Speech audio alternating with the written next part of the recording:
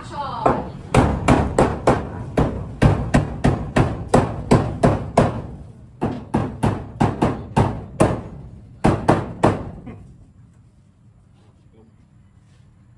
Kaninong kwarto to? Parang ang laki. Kwarto to ng misis na. Sorry. Kwarto namin ang asawa ko. Ready, roll, pick up. It's okay.